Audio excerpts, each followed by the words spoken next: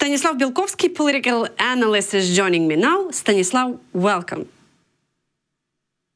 Thank you for inviting me. Hello.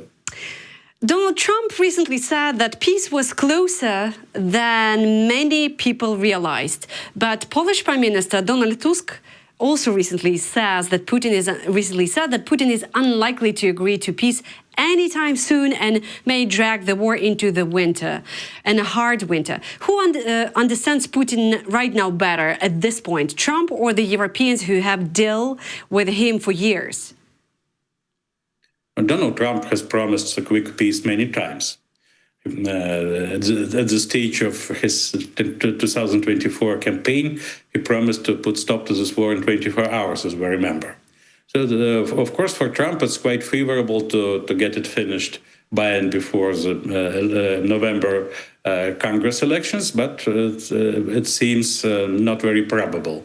That maybe Donald Tusk is closer to the reality because through Financial Times and some other sources, Kremlin has proclaimed that it would be ready for serious negotiations on the scenario of ending this war about February 2027.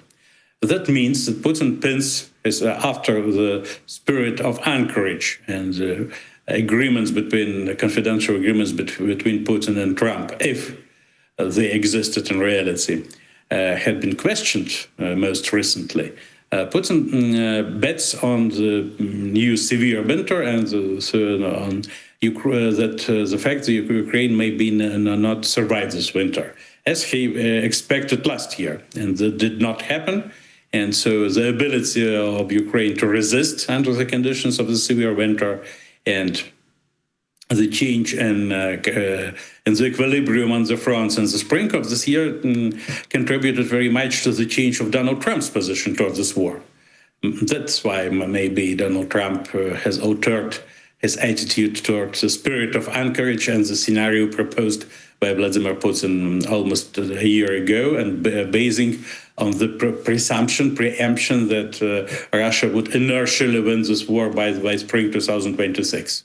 Now, so Putin is shifting this deadline for a year towards the spring 2027. And if the Anchorage agreements are not implemented before, if nothing happens, if the inertia of this war maintains, so Putin is hopeful to get the critical advantage over Ukraine during the next 8-10 months, and so get back to negotiations early next spring. So Donald Tusk, I think, understands the situation a little bit better than Donald Trump, but Donald Trump is not a genius of understanding. Donald Trump is a top presenter of something, first and foremost, the ambitious of his own. Yeah, a lot of people in the comments saying, stop criticizing America, Donald Trump, we're helping you a lot. We're not criticizing American help, just the American president approach to us. You know, while we were talking, Stanislav, we briefly saw the graphics of Bloomberg. So I want to just explain to everyone. So Dmitry Peskov insists that nothing special is happening in Russia, but now you see on the Bloomberg graphics, it's a Russia refinery runs, and you can see it's just going super down in June. So it's a red line, it's going down, and it shows that nothing really is great and normal. Do you think that's the moment when, you know, elite in Russia could understand and be, I don't know, in chaos and hysterical mood, I would say? Mm-hmm. Of course, the situation at the gasoline and diesel market in Russia is very complicated. Russia is producing only 65% of gasoline and diesel necessary for the economy. That's why the exports are banned now, and Russia pins its hopes on the imports from India. Before it comes to India, it's imports from Belarus. But at the same time, there is no sign of political chaos in Russia. As far as Russian elites are concerned, they've been quite unhappy with this war since 2022, especially because of the sanctions, not because of some political or moral assessments of this. No, because the sanctions proved really painful for the representatives of top Russian elite leaders. And of course, they see the only way to lift at least partially those sanctions through putting stop to this war.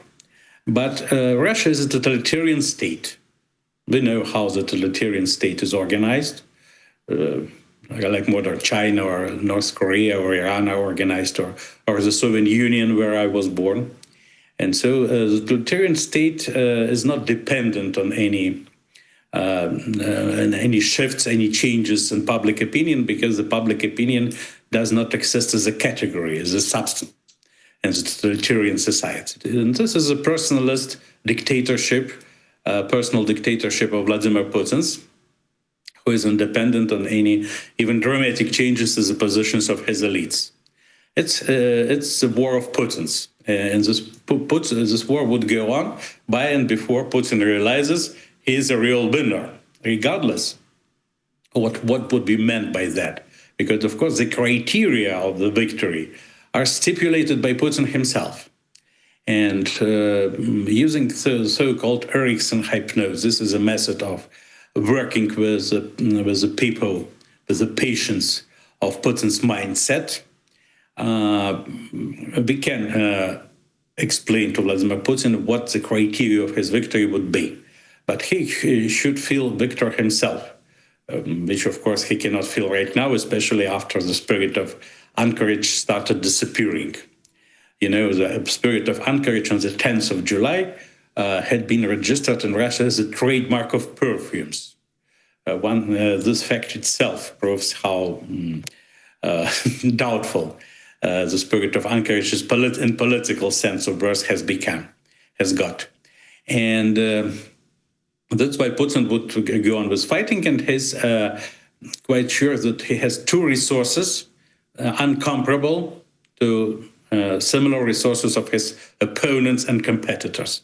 The first is time, because Putin has no constituents, no democratic elections, no electoral cycles, so he's not subject to any responsibility and any accountability for what he's doing and what his results really are, especially under the propaganda myth according to which Russia has not initiated this war, hasn't launched this war. This is a war that 56 countries of collective West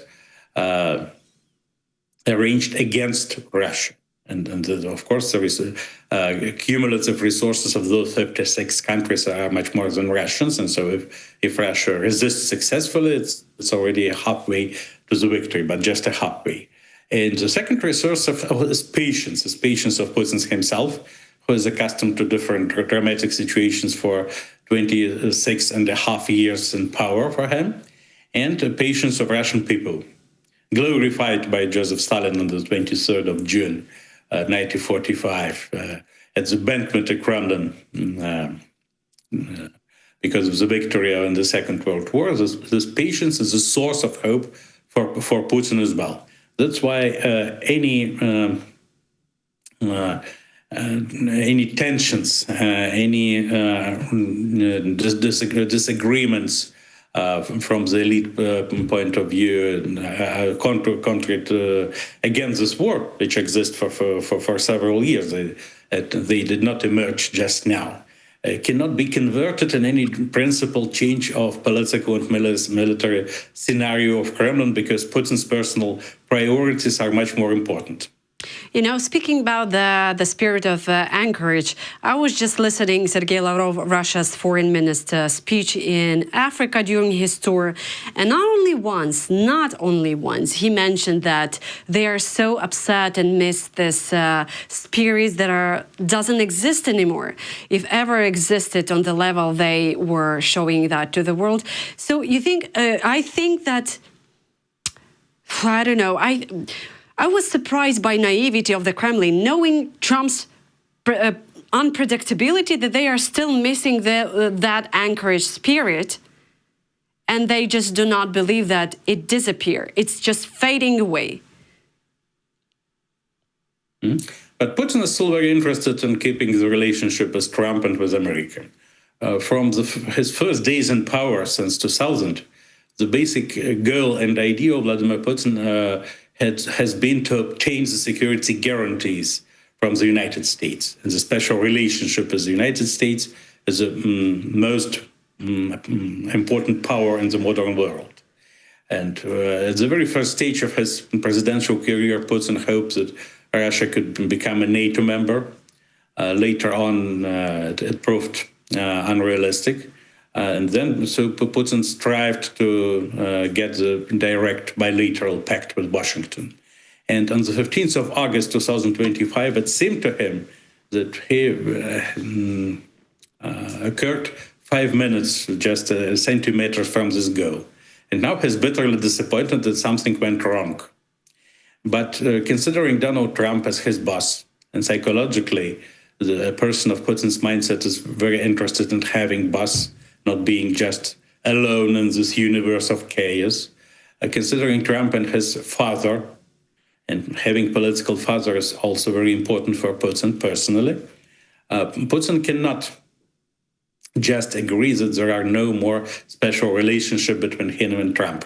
He would fight for that, pinning his hopes that Trump is still Trump and business circles around Trump are still interested in pact with Kremlin and pact with Putin and enormous natural resources of Russia, Northern Sea route and its opportunities and so on and so forth. And primarily to get Russia away from China and total dependence on Beijing, which of course is important for Donald Trump because Donald Trump suddenly realized himself the #1 enemy of global communism. And within such context, China is considered not just as powerful country competitive to the United States, but as a source and sponsor of global communism, of global evil in the world. So to a certain extent, Putin's hopes are grounded on that. So he has reasons to think Trump is still interested in him. But on the other hand, Trump has changed his views toward the Ukrainian war, seeing that Russia is not winning it by inertia. And the technological platform of this war has changed dramatically, including the role of Trump's partners, American techno-billionaires, in building up this new technological platform of war in Ukraine. And that's why Trump has become much more skeptical about presumed Anchorage agreements, if they existed, because the understanding of those agreements could differ dramatically in the brains of Washington and Moscow politicians. And so but Putin is very upset about that, but at the same time, he cannot just get rid of this idea. He would do his best to get Trump's back to negotiations table on the conditions favorable for Kremlin. Let's see what would happen in coming months about it. But do you think it's mutual? Do you think Donald Trump will fight for that, for Putin in some extent? What is your sense? What is your feeling? For Trump now, the problem #1 is Iran and all the situation in the Middle East. So he cannot concentrate himself on the problem of the war in Ukraine, especially taking into consideration he cannot be very optimistic about putting stop to this war. And any deal bringing no quick result cannot be interesting for Trump by definition. But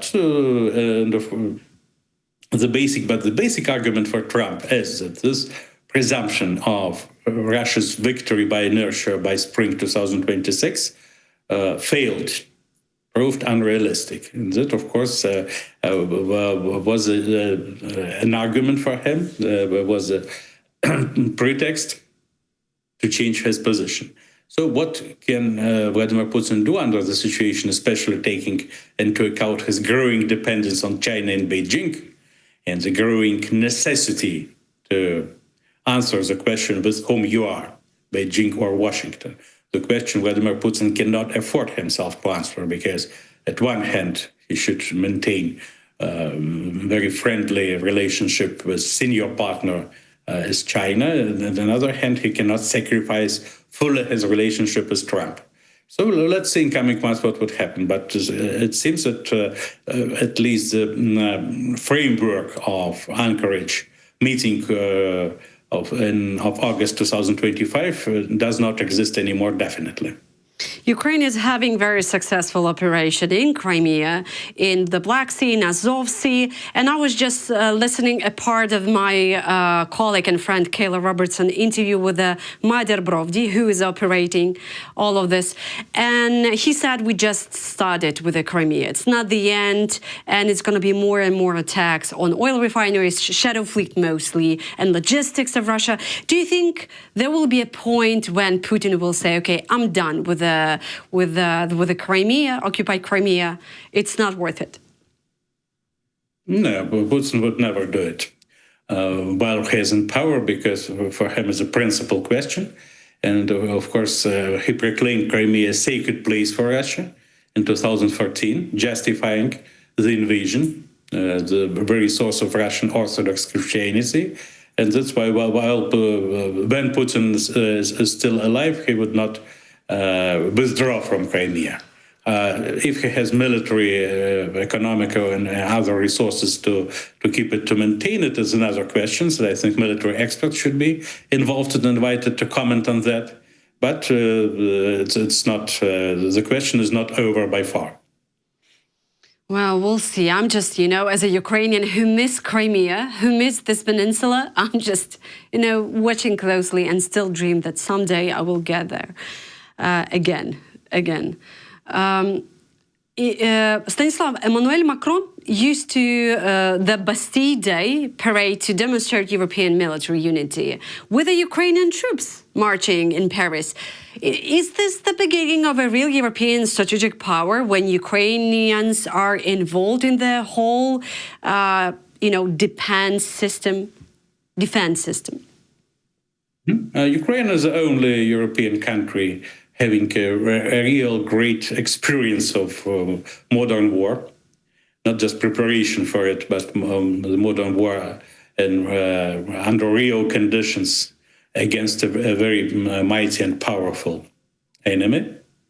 Secondly, namely Ukraine has built up this working technological platform of the modern war, based mainly and primarily on drones, robots, and artificial intelligence. And that's why that is an exclusive role of Ukraine as a part of common European security, and European leaders, including Emmanuel Macron, realize this. But what would happen next, what would be next step, would depend on the political changes inside European Union in key countries like Germany and France. If AfD, Alternative für Deutschland, would win the next elections, or national union of Marine Le Pen and Jordan Bardella would win next presidential elections in France next May, it could impact, of course, the prospects of a relationship and prospects of military cooperation and military sphere between Ukraine and key European allies. Do you think Le Pen has chances? Undoubtedly. Seriously? Undoubtedly, because the court has allowed her to take part into elections, and is the most popular politician. If not herself, then Jordan Bardella. Now they are favorites of the elections. What would happen next May is still unpredictable, but right now I don't see any real competitors for the representatives of that very political force, which stems quite logical from the accumulated problems, especially connected with migrants, with this huge gap between the governing elites and the establishment and the majority of populations, and so on, like in many countries, in Germany as well, and that's the reason of growing populations of AfD. My final question, President Zelensky, after meeting... Excuse me, growing popularity of AfD, of course, not population. Okay. Popularity, yeah. My last question regarding after meeting with President Emmanuel Macron, President Zelensky said that Europe needs a mass production of anti-ballistic shield within a year. I know that you're not military expert, but still you have a very sharp mind. Is that realistic from a political perspective? Yes, I think so. It would depend how quick the European elites can prepare decisions on that. How efficient would be the European bureaucracy on that? Absolutely. Well, we'll wait for that. for their actions. Stanislav, thank you so much for your time, and see you in a couple of weeks. Thank you so much, entirely at your disposal. Bye-bye. Bye.